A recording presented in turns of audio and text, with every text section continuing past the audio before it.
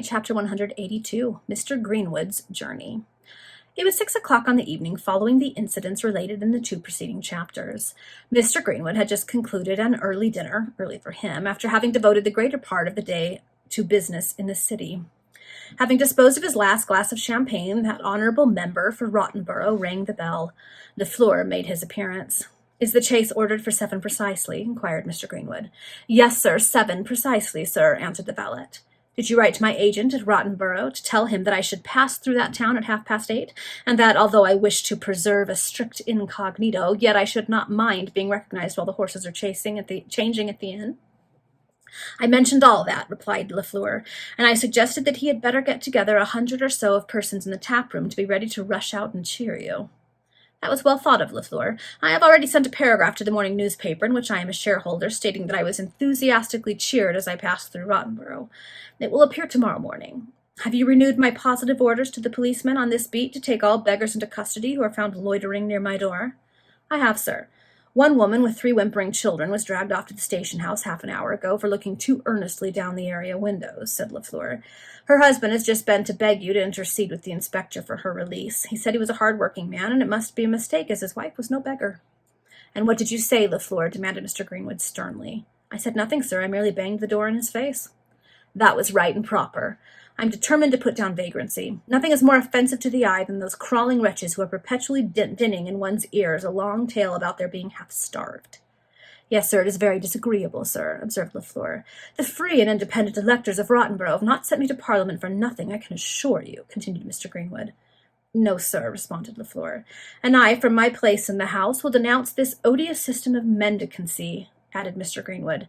"Yes, sir," observed Lafleur. "By the by, did you send the letter I gave you just now to the post?" The valet answered in the affirmative. "I am glad of that. It was to the Reverend Dr. Begenuff, the rector of some place in some county, I'm sure I forgot where.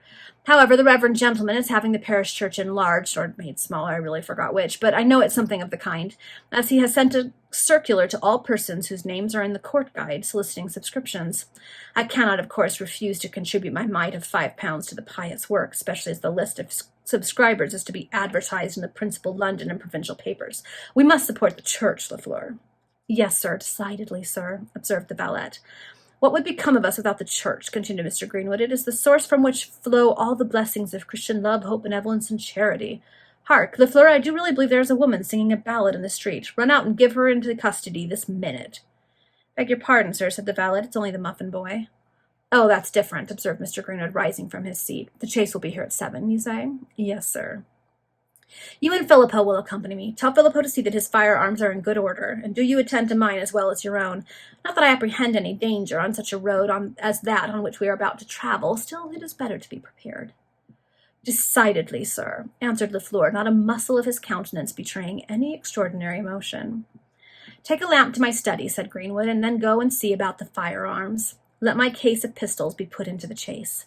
"Yes, sir," and Lafleur was about to leave the room, when he suddenly recollected himself and said, "If you please, sir, your bootmaker sent your new slippers this morning, wrapped up in a piece of the Weekly Dispatch. I thought I had better mention it, sir." "You have done well to acquaint me with this infamy, Lafleur," cried Mr. Greenwood, desperately excited. "The scoundrel! He reads the Dispatch, does he? The journal that possesses more influence over the masses than even pulpits, government, sovereigns, and religious tracts? The villain! I always thought that man was a Democrat at heart, because one day, when I told him he didn't vote for the Tory churchwarden, he would lose my custom. He smiled, yes, smiled. And so he reads the Dispatch, the People's Journal, the vehicle of all argument against our blessed Constitution, the champion to which all who fancy themselves oppressed fly as naturally as bees to flowers. Lafleur," added Mr. Greenwood solemnly, "you will send to that bootmaker and tell him to show his face no more at the house of the member for Rottenborough." Mr. Greenwood is such a piece of work. "Yes, sir," and Lafleur left the room. A few minutes afterwards, Mr. Greenwood repaired to his study, where the lamp had already been placed upon the table. He then opened his iron safe and drew forth a large canvas bag full of sovereigns. This he consigned to a tin box, resembling those in which lawyers keep their clients' papers. 3 more bags of the same size as the first were taken from the safe and stowed away in his case. £4,000, murmured Greenwood to himself. How many a family would be made happy with only 100th part of that sum? But those who want the glittering metal should toil for it as I have done. Mr. Greenwood, having thus complimented himself upon those toils whereby he had gained his wealth, proceeded to take a large portfolio from the iron safe. Partially opening its various compartments so as to obtain a glance at the contents, he smiled still more complacently than when his eyes lingered on the canvas bags.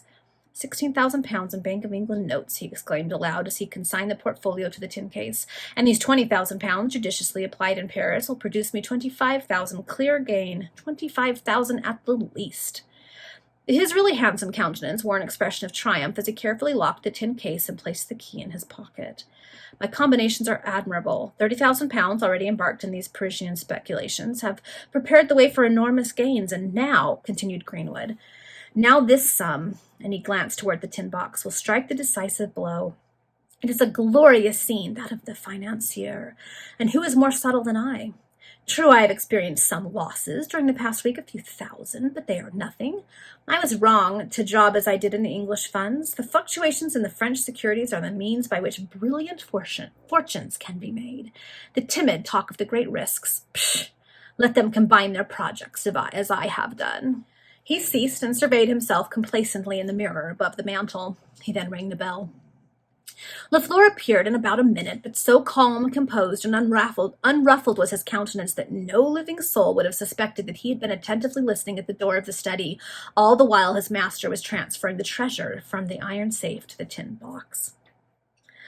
"Bring me my upper coat and travelling cap, Lafleur," said Mr. Greenwood, not choosing to lose sight of his tin box. Lafleur once more disappeared and speedily returned with his master's travelling attire. He announced at the same time that the chaise was at the door. In a few minutes, Mr. Greenwood was ensconced in the vehicle. The tin box was stowed away under the seat, and his case of pistols lay by his side, within convenient reach. Filippo and Lafleur mounted the dickey. The postilions cracked their whips, and the equipage rolled rapidly away from Spring Gardens. At 8:30 precisely, the vehicle drove up to the door of the principal inn of which the town of Rottenborough could boast. The ostlers seemed to bungle in a very unusual manner as they changed the horses, and full 5 minutes elapsed ere they could loosen the traces. In a word, they punctually obeyed the directions of Mr. Greenwood's agent in that famous town. Suddenly the door of the tap-room burst open and vomited forth about 80 of such odd and suspicious-looking fellows that no prudent man would have walked down a dark lane where he knew any one of them to be lurking. Out they came in most admirable disorder, pell-mell, jostling, hustling, pushing, larking with each other. "Hooray, Greenwood! Bravo, Greenwood!" they shouted at the tops of voices somewhat disguised in liquor. "Greenwood forever! Down with the Tories!" "No, no," shouted a little man dressed in deep black, who suddenly appeared at the head of the mob. "Down with the Liberals, you mean?" "Oh, yes, so it is," cried the mob, and then they shouted louder than ever, "Hooray for Greenwood! Down with the Liberals! The Tories forever!" Then the little man in black, who was none other than the honourable member's agent, rushed up to the carriage window, exclaiming, "Ah, Mr. Greenwood, you are discovered, you see. Very pretty indeed to think of passing through Rottenborough incognito, you who are the hope and the glory of the town."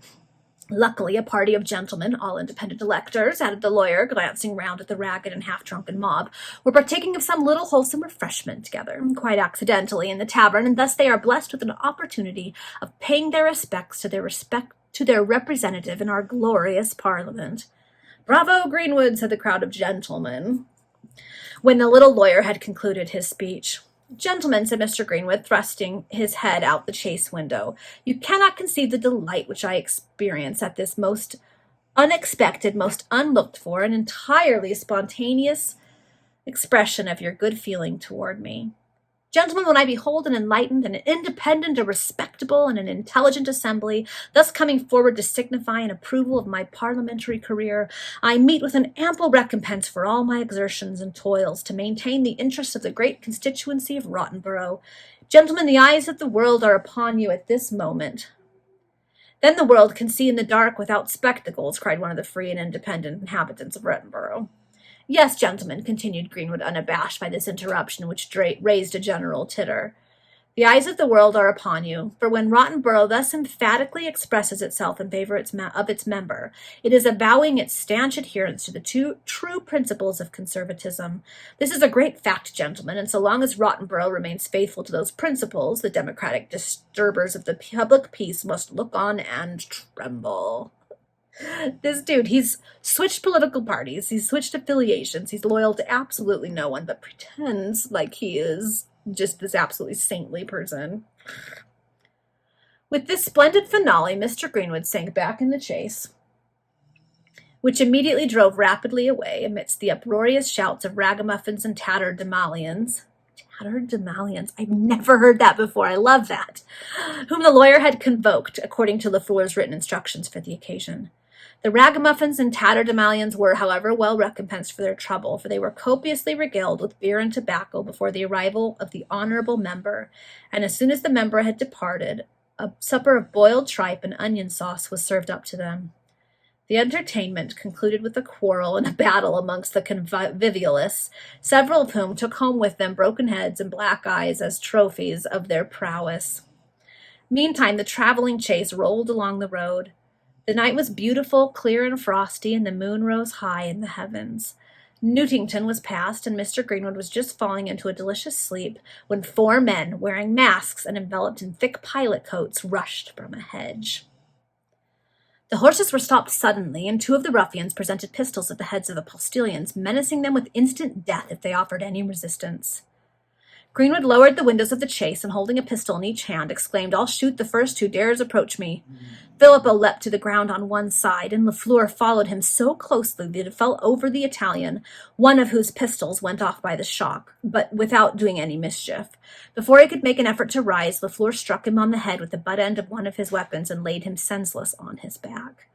Meantime, while the lowly prig and Long Bob took charge of the postilions, as above stated, the Resurrection Man and the Buffer rushed up to the door of the chaise. Greenwood fired point blank at Tidkins' head, but without the slightest effect. The door was open, and the Resurrection Man sprang into the vehicle. Greenwood fired his second pistol, but it merely singed his assailant's hair. Then the Member of Parliament was dragged into the road and bound hand and foot almost in the twinkling of an eye. This being done, the Resurrection Man hastened to search the chaise and speedily secured the tin box. He gave a long, shrill whistle, and this was a signal to announce his success, for it had been previously agreed upon amongst the ruffians that they should not utter a word more than might be absolutely necessary, so that their voices might not be afterwards recognized in case suspicion fell upon them. Moreover, the Resurrection Man's voice was well known to Greenwood, and thus this precaution was not a useless one. The 4 robbers and Lafleur now beat a rapid retreat towards an adjacent chalk pit, the Buffer leading the way and the Resurrection Man carrying the box. Okay, that's the end of that chapter. So they were successful in their robbery. Greenwood's been tied up and left on the side of the road. Filippo got knocked out. Lafleur's behind the whole thing. Let's see what happens next.